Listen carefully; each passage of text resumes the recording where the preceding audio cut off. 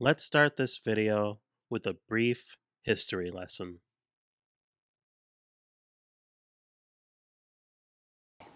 In order to really create a new category of devices, those devices are going to have to be far better at doing some key tasks. Things like browsing the web, doing email, enjoying and sharing photographs, video, watching videos, enjoying your music collection, playing games, reading ebooks.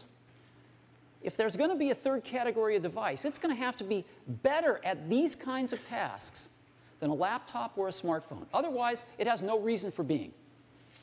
I can't imagine that Apple thought that 14 years later, people would still be debating whether or not this product has a reason to exist. We just passed 14 years since the iPad was released, and I've been thinking a lot about this keynote and those 7 things. Apple said iPad had to be better than a laptop or a smartphone at these things to justify its existence. If we assume that was true back in 2010, that begs the question, is that still true today in 2024? I'm going to go through each of those 7 things and determine if iPad still handles the task better than a laptop or a smartphone. I've always felt that the killer app for iPad is and always has been Safari. There's simply nothing like browsing a full desktop website in your hands using something as thin and as large as a tablet. There's an immersiveness you don't get with a smartphone because of its smaller size. And there's an intimacy you don't get with a standard laptop because you've got that keyboard and trackpad between you and the display. From a functional perspective, a laptop can have an advantage, but that mostly comes down to policy and software. Policy because Apple doesn't yet allow non-WebKit browser engines on iPad OS. And we know that with the massive market share of Chrome and other Chromium-based browsers, most web developers are pretty much only testing against Chrome these days, kind of like they used to do for Internet Explorer back in the day. So on a laptop, you're likely to run into fewer compatibility issues than you are on iPad. For me, the occasional compatibility issue is worth it for what I feel is the best web browsing experience available today. So, is iPad better at web browsing than a laptop or smartphone? I'm giving this an absolutely in both cases. It's kind of weird that email is even one of these key tasks that Apple identified. On first blush, I don't see how the email experience on iPad has ever been meaningfully better than on a smartphone or laptop.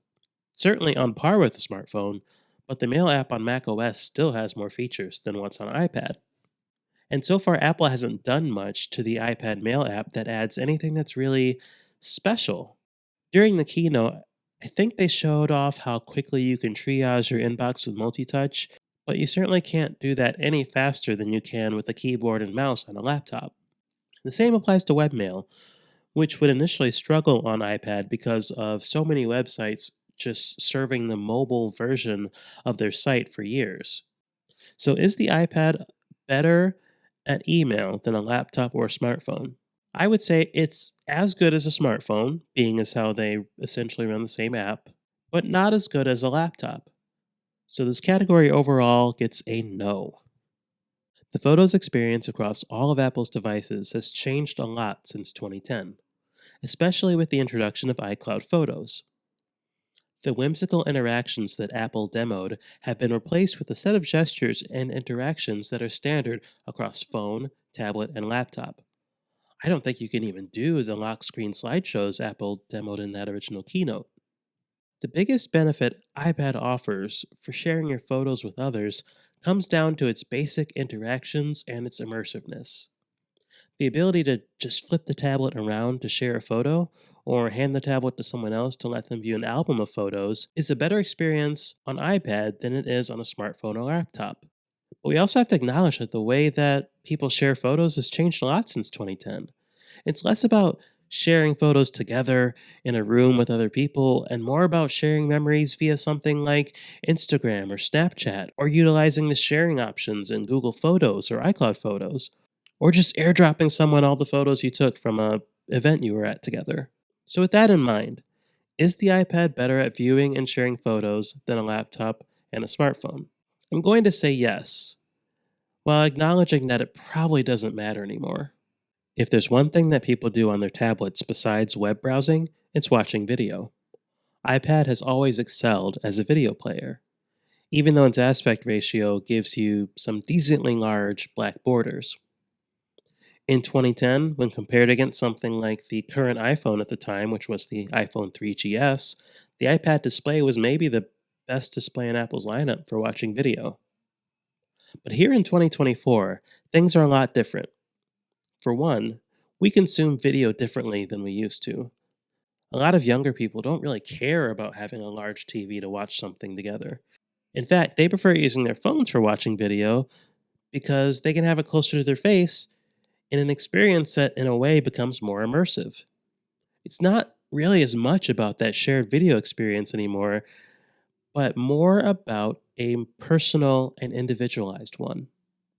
Also, smartphone hardware has changed a lot too.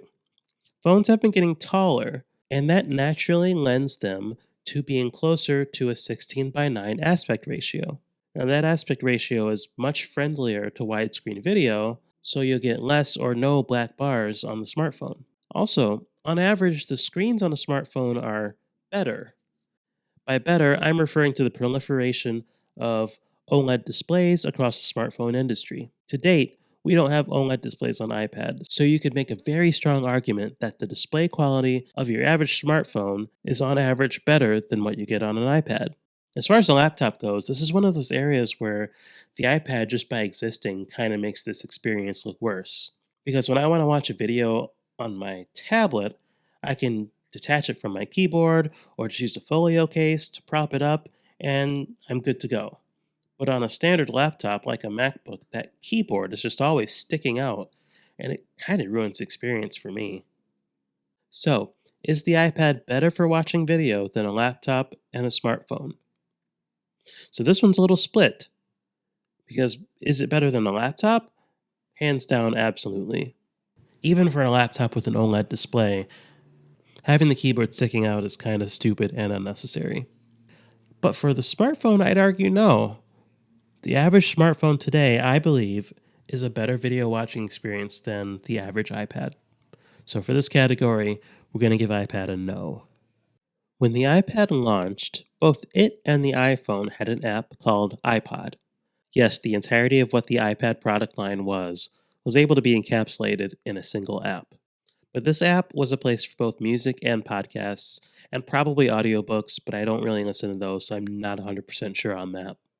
Looking back at that keynote, the only benefit I'm seeing Apple present for the audio experience on iPad is really the optimization of that iPod app for the larger display. It was a nice cross between what you had on iPhone and the iTunes app on the Mac.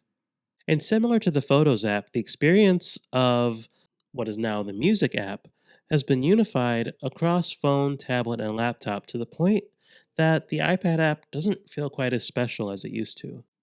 While iPad has better speakers than a smartphone, it generally won't have better speakers than a laptop.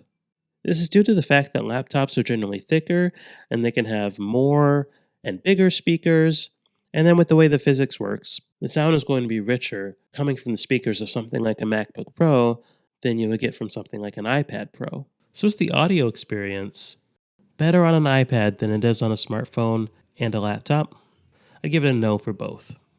When looking at the gaming experience across Apple's devices, this is probably one of the most subjective of all of the seven tasks. You could very easily argue the Mac is and probably always will be better for gaming than a smartphone or a tablet. Why? Because even though the Mac is famously game starved, the games it does get are generally high quality PC ports. The mobile space has kind of evolved from the early days of these high quality mobile games to kind of a minefield of low quality, free to play, in app purchase ridden titles. It's a business model shift that worked and has created a very lucrative mobile gaming business, but the quality of the games hasn't really met the potential of the devices the games run on. So, in what ways might the iPad be better at gaming than a smartphone and a laptop? Well, let's start with comfort level. So, a lot of touch games come with virtual joysticks. And on the larger iPad display, it's nice because less of the screen is blocked by your hands. There's also a benefit if a game uses motion controls. I find that having the larger canvas means I'm tilting the device less, and so it's less distracting and easier to stay immersed in the game. With a larger thermal envelope than a smartphone, iPad should be able to provide better graphics for games than on iPhone. And initially, this was true. The best example I can think of is the old Infinity Blade game that Epic Games put out in the early years of the iPhone and iPad, which was a visual showcase for the graphics you could have on those devices. For game developers, iPad is an afterthought, and it seems like they're using lower resolution assets, probably for iPhone, on the iPad as well, which makes things look blurry and just kind of sad. So, between developers not providing higher quality assets and PC and console developers largely skipping mobile and tablet, with a few notable exceptions, it's kind of hard to feel like the iPad today provides a better gaming experience than either a laptop or a smartphone. So, how would I rate this category overall? Does iPad give you a better gaming experience than a laptop or a smartphone? And I'm going to say no for both. And that's mostly because of developers just not taking advantage of the additional power that comes with iPad. The tablet form factor has always been well suited to reading. You don't have the obnoxiousness of having a keyboard sticking out or folded behind the screen when you're reading, and the screen is significantly larger than your standard slab smartphone. Foldables, of course, are another story. A two-page landscape interface doesn't really work on the narrow smartphone display. And on a laptop without touch, like a MacBook Pro, you don't get the same visceral feeling of turning pages like you do on a tablet. So, is the reading experience on iPad better than a smartphone and a laptop? For both, it's a very easy yes. Again, this is one of those things that the tablet form factor is really well suited for, and thankfully, Apple leaned into it from day one. So, by my judgment, that's 3 out of 7 tasks that iPad today is still better at than a laptop or a smartphone. So, what does that really mean? Has the iPad somehow gotten worse? Should it no longer exist? Well, there's a few things. First, I'd argue that with some of these tasks, like email and music, iPad never provided a better experience than a laptop or smartphone, despite what Apple said. At best, the experience was just as good as either of those devices. Secondly, keep in mind that saying it's not better doesn't mean that it's a bad experience. In all these categories, iPad provides a great experience. So it's not like it's failing in any way by not being better than either of those two devices. But what's really happened is the tech landscape has changed. iPad is used for different things than Apple initially envisioned. Some of us use it for more advanced things like video editing, photo editing, or creating art. For some of us, it's a single use computer, like that example of pilots using an iPad mini to view flight maps. And of course, we see iPads almost every day as point of sale terminals where we get asked to tip 20% to a self checkout machine. It's less about iPad being a third category of device and more about it just being another type of computer that Apple sells. It has use cases beyond these 7 things, and yes, some of them will overlap things that other devices do. And that's okay. It's an option, and it's an increasingly viable option for more people. But it's never going to be for everyone. It was kind of fun to revisit these 7 things, but at the end of the day, I think iPad has earned its right to exist, regardless of how it scores in these categories. Well, let me know what you think in the comments. Make sure to like and subscribe on your way out for more iPad related content. And with that, I will catch you in the next one.